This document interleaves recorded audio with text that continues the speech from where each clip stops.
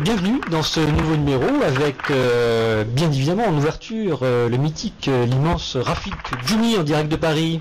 Mythique, bonjour. Alors, comment ça va? Toulousain. Ça va, vous m'entendez bien? Très bien, on vous entend. Je suis sur mon portable là, donc... Alors, le cinéma haute ce soir. Le cinéma haute, oui, ça, on va faire, en fait, ça va être assez court. Hein. C'est une petite réflexion, petite chronique de ma part sur une réflexion que je me suis faite et qui a trait à notre vocabulaire. En fait, ça fait quelques années que la cinéphilie française se préoccupe de ressusciter une certaine idée du cinéma de genre ici en Europe. Et on a eu quelques réussites manifestes, plusieurs échecs déprimants qui ont parsemé cette quête. Mais en fait, si la presse de cinéma donne l'apparence de soutenir un tel mouvement aujourd'hui, je crois qu'elle le condamne dans le fond. En fait, la presse cinéma en France a changé l'identité de ses poulains. Elle ne déverse plus des torrents de miel et des pluies de roses dès que Philippe Garrel tire trop sur sa nouille et n'entend plus la guitare. Mais elle semble lui préférer aujourd'hui la pose anarchiste de zombie ou la rhétorique de la tronçonneuse. Mais dans le fond, l'idée de cinéma qui prévaut n'a semble-t-il pas vraiment changé depuis les années 70. Seuls les titres de films ont changé. Autrefois, Georges Romero, c'était un pornographe de la barbaque, mais depuis qu'on s'est aperçu que son film Zombie se passait dans un supermarché, il est devenu le prophète de l'anticapitalisme qui nous annonce la fin du monde, qui se tapit dans nos réflexes consuméristes. Tobe Hooper, autrefois, se contentait de découper des jeunes filles à la tronçonneuse, mais en fait non. C'est un citoyen américain dont les valeurs se sont effondrées à la mort de Kennedy et qui nous crie son amertume face à la sauvagerie liberticide de ce gouvernement.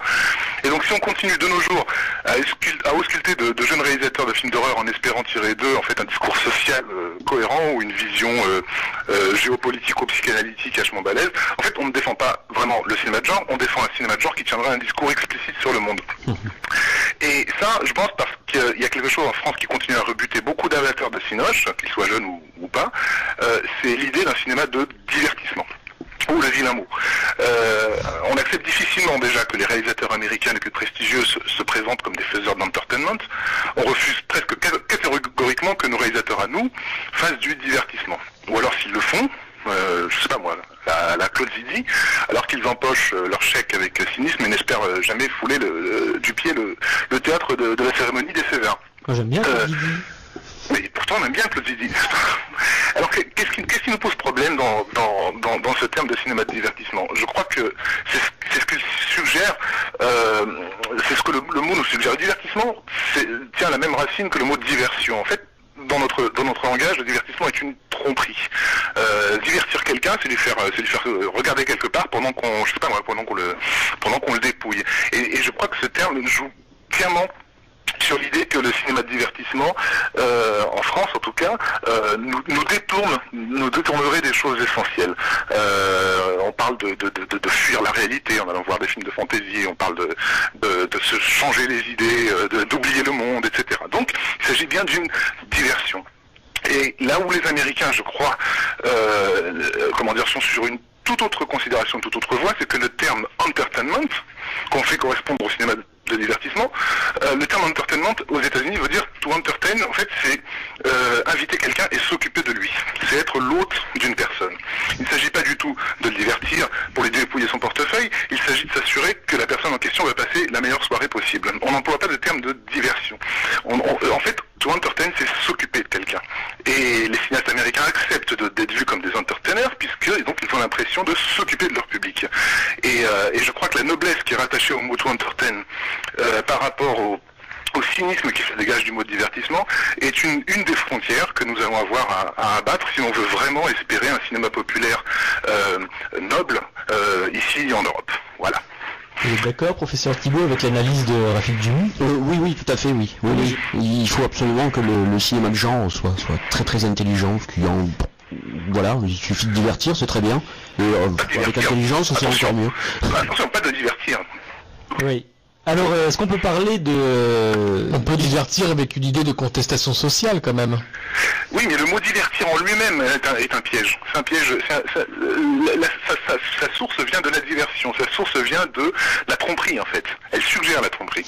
Alors, Raphaël, est-ce qu'on peut parler du dernier film de Clint Eastwood, Mémoire de nos pères? Alors, le titre est encore plus évocateur en anglais. Est-ce que c'est un film de divertissement pour vous?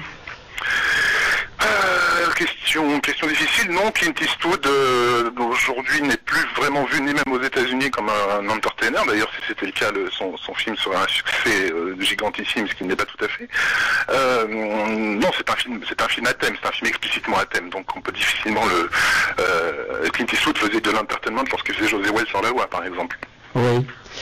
Oui. Alors, vous pensez pas que l'utilisation du piano, de la voix off, du monochrome dans Mémoire de nos pères, donc le dernier film de Clint Eastwood qui est en salle en ce moment, relève totalement du pire dogme hollywoodien?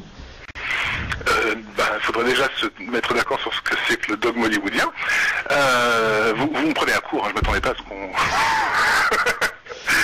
qu'on passe du temps sur le pauvre. C'est un film que vous avez apprécié, c'est un film que j'ai apprécié, effectivement. J'ai réagi à une virulence à votre mail où vous disiez du mal du pauvre Eastwood. Mais c'est un film que j'ai apprécié parce que, comment dire, parce que c'est un film polémique qui ne cherche pas à violer son spectateur. En fait, c'est un film qui très clairement parle d'un problème qui nous est totalement contemporain et qui est la façon même de vendre la guerre à un pays.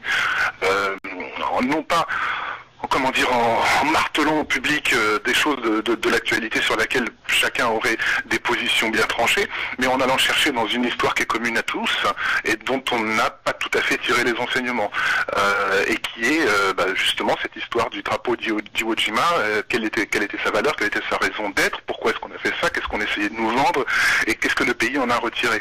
Moi, il y a une image que je trouve incroyablement emblématique dans le film d'Eastwood, c'est, désolé pour ceux qui n'ont pas encore vu le film, mais on voit une flotte de navires à un moment donné, un soldat passe par-dessus bord et la flotte ne peut pas s'arrêter.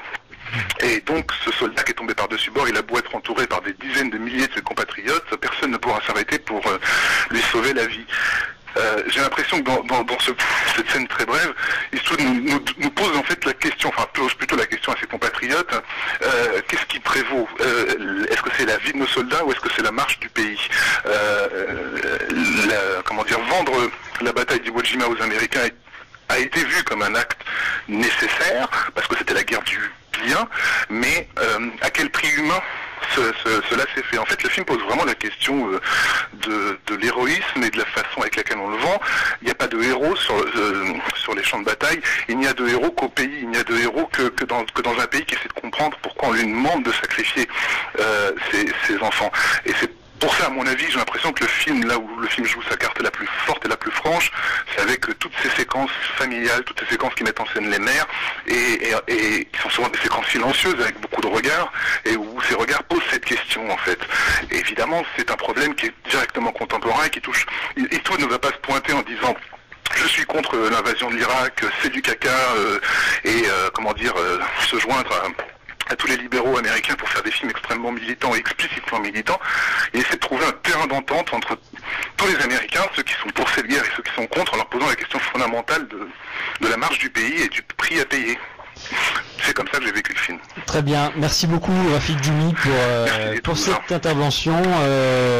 À très bientôt pour une nouvelle chronique du grand Rafik Djoumi. À bientôt. Merci Alexandre, au revoir.